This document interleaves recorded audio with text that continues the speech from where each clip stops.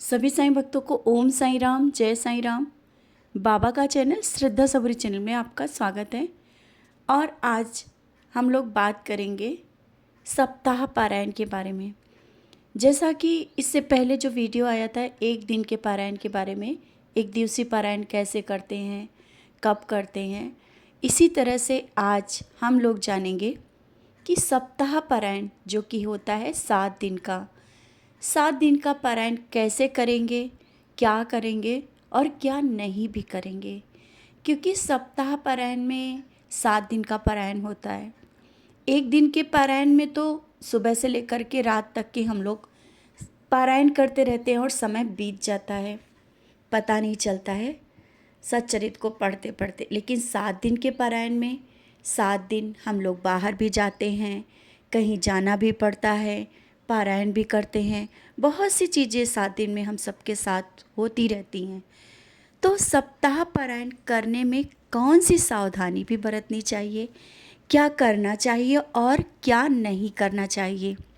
और वैसे तो आप सब जानते होंगे सप्ताह पारायण क्या है। सप्ताह पारायण 7 दिन में साईं सच्चरित पूर्ण करना सप्ताह पारायण कहलाता है। जो कि हम लोग एक दिन के पारायण में एक दिन में ही साईं सच्चरित को पूर्ण करते हैं। उसी तरह से 7 दिन में 7 चैप्टर पूर्ण करते हुए सप्ताह पारायण पूरा किया जाता है। 7 चैप्टर भी नहीं, उसमें विराम के अनुसार है, जो कि आगे हम आप लोगों को बता रहे हैं कैसे शुरू करना है और कैसे क्या करना है। और उसमें सावधानियां भी हैं कुछ। तो उन सब चीज़ों को लेते हुए हम लोग सप्ताह पारायण शुरू करेंगे। और कैसे करेंगे, करना क्या है कि गुरुवार से सप्ताह पारायण शुरू करें। जब भी आप सप्ताह पारायण शुरू करें ना, तो थर्सडे का ही दिन हो तो बहुत अच्छा है। गुरुवार के दिन आप बाबा को जिस तरह से स्नान कराते हैं, स्नान, पूजा, वस्त्र, बाबा को भोग, और बाबा के सामने थर्सडे का दिन रहेगा तो एक दिया जलाना है। वो आपकी मर्ज़ी है कि वो थर्सडे को, तो वैसे आप सबसे यही कहना है कि एक दिया बाबा के सामने ज़रूर जलाया करें। थर्सडे वाले दिन आपने दिया जलाया, और फिर जब भी आप सप्ताह पारायण में जब भी आप पारायण फिर वो रेगुलर जैसा आप कर रही हैं वो करते रहना है। उसमें आप लोगों की मर्ज़ी कि 7 दिन का दिया अगर जो कोई जला पाता है जलाए, नहीं तो कोई ज़रूरी नहीं है। तो आपने सुबह पूजा किया, इसके साथ हो सके, देखो ज़रूरी कोई चीज़ें नहीं, आपके मन के भाव होने चाहिए। अगर हो सके तो कलश रखे। कलश क्या है, गणेश भगवान के कहते हैं ना कि जो कोई नया कार्य या कुछ नई चीज़ करते हैं तो कलश स्थापित कर देते हैं। तो उससे क्या होता है कि एक अलग ही मतलब पॉजिटिविटी आती है कलश स्थापित करने से। और गणेश भगवान की पूजा करते हुए अगर अपना कोई कार्य प्रारंभ करते हैं, अगर कोई पूजा शुरू करते हैं तो वो बहुत अच्छे से होती है। अगर आपको अवेलेबल हो कि हाँ रख सकते हो कलश, तो बाबा के सामने एक कलश, एक लोटे में आम के पत्ते हैं तो आम के पत्ते डालिए, कलश स्थापित कीजिए। कलश में मौली मतलब धागा बांधना है, जो रेड कलर का मौली आता है वो बांधना है। नारियल में भी धागा मौली बांधना है। आम के पत्ते लगाने हैं। कलश में आपको एक सिक्का, एक सुपारी, हल्दी, कुमकुम, ये सब चीज़ें डाल करके कलश स्थापित कर देना है। आपका कलश स्थापित हो जाएगा। फिर आपको लेना है संकल्प। क्योंकि 7 दिन का पारायण कर रहे हैं ना, तो संकल्प लेना है। हाथ में आप थोड़ा सा फूल, चावल और थोड़ा सा पानी लेकर के बाबा के सामने आप बोल सकते हैं। जिस कार्य के लिए आप सप्ताह पारायण कर रहे हैं, अपनी मन की इच्छा बोल सकते हैं। और संकल्प कैसे लेना आपको पता ही है कि नाम, स्थान, गोत्र, समय और जिसके लिए या जो भी कार्य के लिए आप कर रहे हैं, अपनी मनोकामना बोल करके कितने दिन के लिए क्या कर रहे हैं, सप्ताह पारायण कर रहे हैं ना, तो 7 दिन का पारायण आप कर रहे हैं, वो सब चीज़ें बाबा से बोलते हुए और वो चावल, फूल बाबा के चरणों में समर्पित कर देना है। अब लोगों का क्वेश्चन होता है वो जो चावल और फूल उठाना है कि नहीं। दूसरे दिन आप जब मंदिर साफ़ करते हैं वो उठा करके गमले में या जहाँ भी आप डालना चाहें, जैसे कि मिट्टी में डाल सकते हैं। आपने उस दिन से आपने संकल्प लिया और उसी समय आप हो सके जैसा भी जितना टाइम मिले 1 या 2 चैप्टर पढ़ के ही उठें। 1 या 2 चैप्टर आपने दिन में पढ़ लिया, मतलब उस समय जब आपने संकल्प लिया ना, आपको 1, 2, 3 जितना भी समय मिलता है वो अगर समय है तो पूरे चैप्टर कंप्लीट करो। और चैप्टर कितना करना है एक दिन में, ये प्रश्न बहुत ज़्यादा आप सबके पास होता है। तो सच्चरित में देखना, प्रथम विश्राम, द्वितीय विश्राम ऐसा करके दिया होगा। तो प्रथम जो विश्राम है चैप्टर 6 पे है, आप लोग देखो, सच्चरित उठाओ और देखो। उसमें ज़्यादा किसी से आपको पूछने की ज़रूरत नहीं पड़ेगी। आपको छः चैप्टर जो होंगे वो आपको दिन भर में किसी भी समय आप पढ़ सकते हो। अगर एक जगह बैठ के पढ़ पाओ एक ही बार में तो वो बहुत ही अच्छा है, आपने कर लिया। अगर काम है दोपहर में पढ़ लो, अगर नहीं टाइम मिला है तो रात को पढ़ लो, लेकिन 12 बजे से पहले आपको पूरे दिन के चैप्टर पूर्ण करने होते हैं।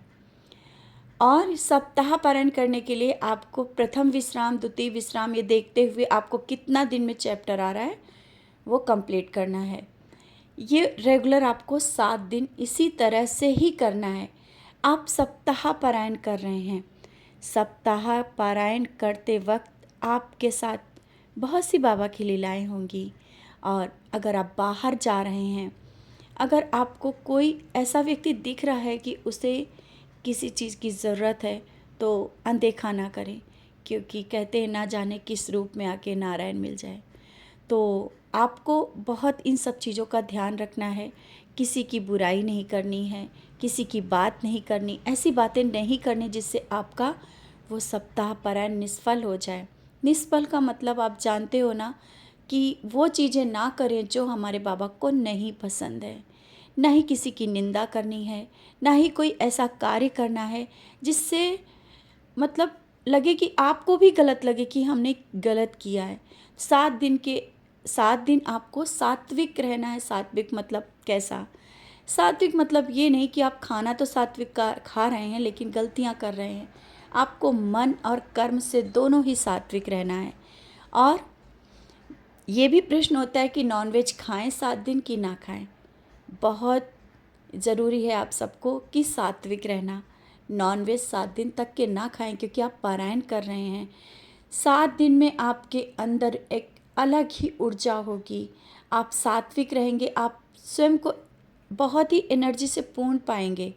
बहुत ही अच्छे, जब आप सच्चरित पारायण आपके घर में चल रहा होगा, 7 दिन तक के आपका पारायण चल रहा होगा, उसमें भी आपको एक अलग ही वाइब्रेशन महसूस होगी, घर में बहुत ही शांति महसूस होगी।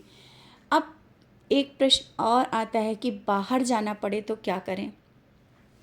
तो आप सब अगर बाहर जाते हैं, समय नहीं मिल पाता है, तो सच्चरित आप अपने साथ ले जा सकते हैं। बहुत बड़ा सबके पास प्रश्न है और सब सोचते हैं कि हम पारायण कैसे करें। अगर सच्चरित नहीं ले जा सकते हैं तो आपके पास फ़ोन है, फ़ोन में PDF निकाल करके आप अपने चैप्टर कर सकते हैं।